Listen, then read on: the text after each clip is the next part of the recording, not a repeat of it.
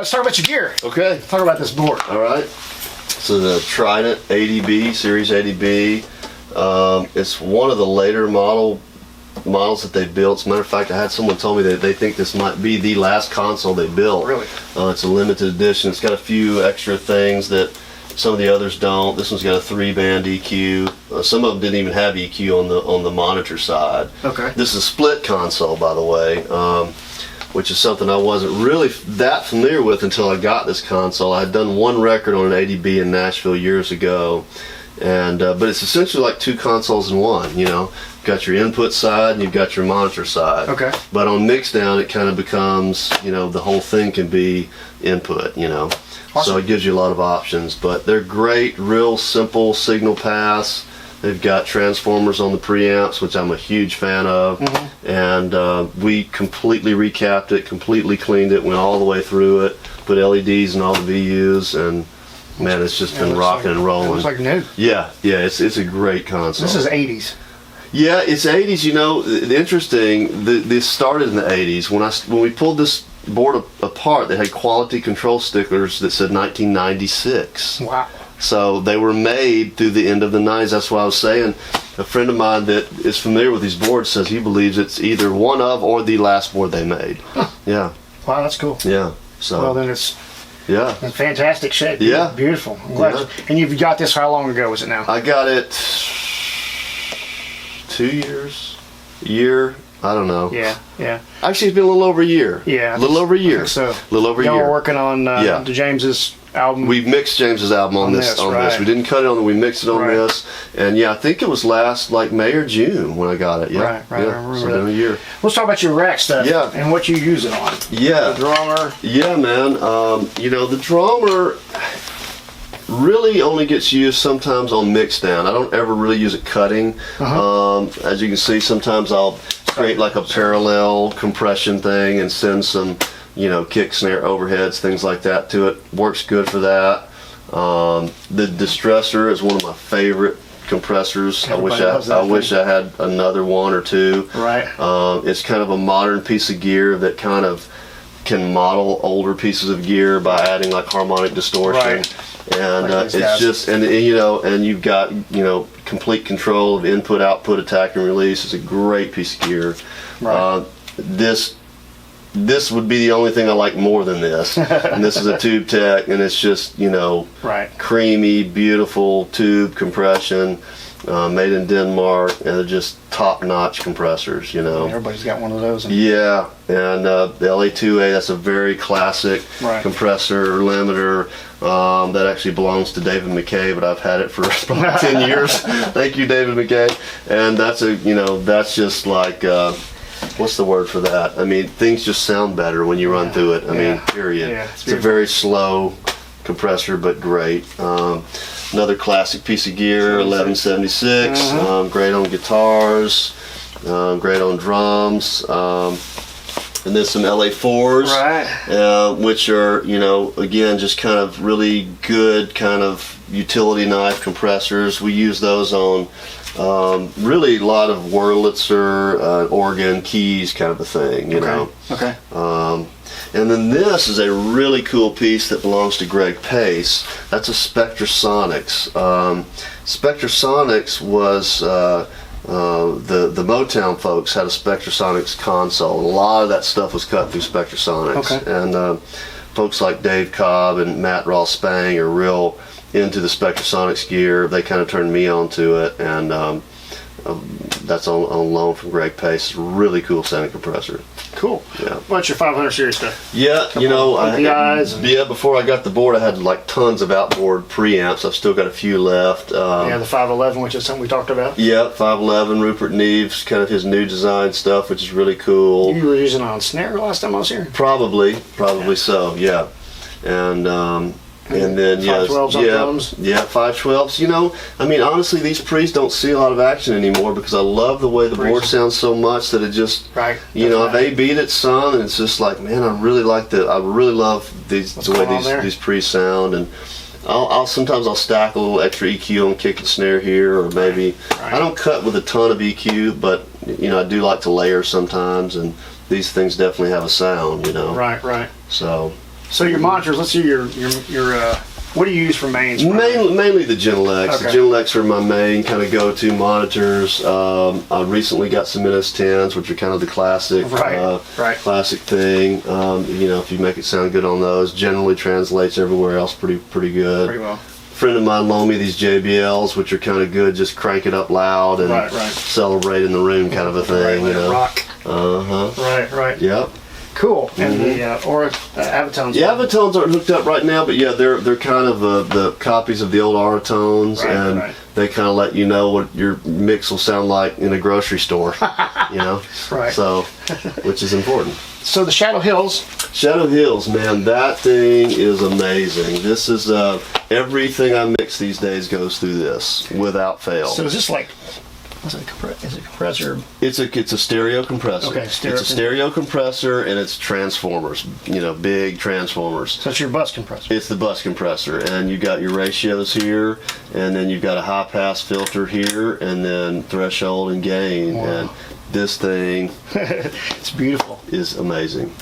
Yes. Beautiful. And this is a little radial kind of a utility thing where you can plug a guitar pedal in here and send a vocal or whatever you want through it. That's cool. Yeah. That's cool. So, and there's some outboard effects. Yep. Outboard effects, which, you know, we use some, you know, not a ton. There's some great effects in Pro Tools. A lot of times we'll just return that to the console, but I do like to have that available. And this is just kind of the control center for all the monitors. Yeah. This thing you told me about last time, and I knew a little bit about it. Yeah, it's just a great piece. Again, unfortunately, it doesn't see much action anymore, and it doesn't belong to me. It also belongs to David McKay. So, but it is a very cool single-channel preamp tube, all tube. What was it? It's called Groove Tube. Yeah, Groove Tube Viper. Yeah, I remember. I remember seeing a video with what's his name from Groove Tubes? Yeah, Aspen Pittman. Yeah. Talking about this thing. It's a great preamp. It really is. Wow. And this is my first pro audio gear purchase. Was an Avalon. Yeah. 737, right? 737. You use that for. And you know, it's beautiful on acoustic guitars. It's really great on vocals a lot of times. But it's kind of been my go-to acoustic guitar sound for a long time. And you know, a lot of times I'll just use the pre on the board, but use this online and use the compressor and the EQ. The EQ is real silky smooth, you know. Right. And the 473, the Ventec. Yeah, that's a great preamp. Again, that was kind of my go-to drum pre's before I got the board. So you're pretty much using the the board, on all the drums. Cool. And this is a Telefunken V72. That's a special piece of gear right there. That's what is that? That's a preamp. It's an all-tube preamp. You know, it's a German-made preamp, and they made them in cartridges. That thing's got fixed gain at 34 dB, so you can't change it. But man, does it sound good! Like if I use like the Manley mic, put the 15 dB pad on it, hit the V72. It has to be the right singer, and it's, you know, this all-tube path. It's really cool. But yeah, that's a really. I wish I had a couple more of those. There were other models that had gain that you could change, but this is the fixed gain. How old is this? It's very old. Okay. I don't even know. Wow. I bought it from a friend in Austin. I mean, my guess would be 60s for sure. You know. Yeah. So your DAW is Pro Tools 10 still? Yeah, I'm on Pro Tools 10. Yeah, I'm on Pro Tools 10, the last version of Pro Tools 10, which serves me well. Yeah, that's where I'm at now too. I've got Apogee converters and. So you're good on that part of it. Yep. Let's walk out in the library and talk a little bit about that. So let's talk about your room, man. Yeah. This is awesome. Yeah. I wanted a big live cutting room, and that's what this building, you know, kind of allowed me to do. So yeah, I mean, the drum positions kind of changed. We were cutting drums here. We still do some, but we kind of moved the drums over to this area here. Generally speaking, the drummer's there. We kind of have bass world over here. Right. We built this kind of isolation cabinet thing for the bass amp. I like to these days. I really like to take a direct and mic and amp on the bass. Right. A lot of times, a direct signal just doesn't give me what I want. A lot of times. You're using 320 on the. Yeah, you talking about the mic? Yeah. RE20. RE20. RE20, yes, yeah. RE20 on the bass cabinet. That works well. There are other things you can use, but it does work well. Use the Avalon Pre. Avalon Pre is a great bass direct sound. We use it yeah, in Birmingham. yeah.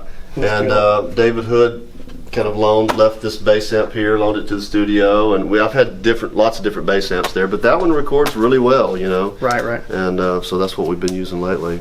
So these ISOs and all your treatments to this room, how much of this did you have to retro do? You had to do everything? Well, we built the control room, we built this wall to separate it, from the lobby and the entranceway, and we built the 2 booths. So we built all this, and I literally built it by laying 2x4s on the floor, and had a great carpenter that could just say, Really? I want a wall here, I want a wall here, and he just did it. Wow. And he was a musician actually too, and did a fantastic job. So those look awesome. Yeah, and we kind of wanted irregular walls, try to stay away from parallel surfaces as much as we can. I wanted big booths, I didn't want people to feel confined, Closet, right? Yeah. So your vocal mics, you said the Manley. I've got a Manley. I'm a big fan of Audio Technica. You told me that. I've got a lot of their stuff, and there's a Audio AT4060, which is their tube mic. That's the one that you. It's great. I mean, the Manley's a little brighter. If it's too bright on some vocalists, then I'll try the 4060. And usually between those two, I can get there. I had to use 67 for a while, but it left me, unfortunately.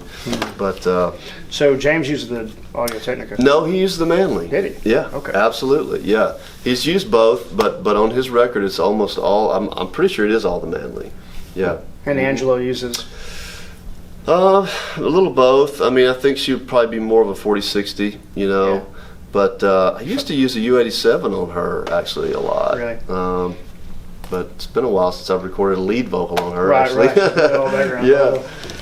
This is cool. You got some baffling up above. Yeah, I wanted to keep the room live. I didn't want it to be dead sounding, but it was a little too live, and so I'd kind of seen in swimming pools, hotel swimming pools, airports, they would do this just to kind of break up the flutter echoes. And I thought, man, I'm going to try that. It works. So works fine, just kind of.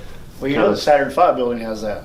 Is that right? Yeah, the entire building is like that. The whole Saturn V's in there. Okay. The entire roof is baffled. Yeah. And it sounds fantastic. It works, man.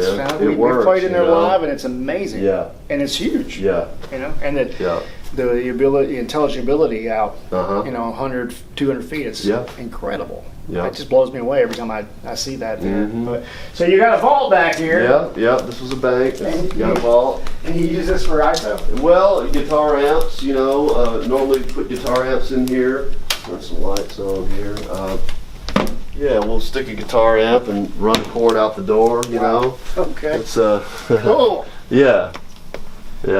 Come on back here. All right. Go ahead. This out. This is your amp ISO room. Yeah, pretty much. We'll stick an amp over there, and I just got this Bluebird. Oh yeah, you like it? That I'm, mixed with a 57. Really cool. Really? Yeah. A buddy of mine has one of the Sparks, and he just sent me a track to mix with it. Yeah. I was like, that's pretty good for that money. I was like, it was crazy good. They make good stuff. I was really happy with what he had sent me. There's a lot of good mics out there for not a whole lot of money. Cool. Got another booth here. We've got all the keyboards in this area. Oh, we got a piano back there. And an organ. We got a grand piano. We'll turn the light on here. I didn't know you had this back here. The Yamaha C7. Wow.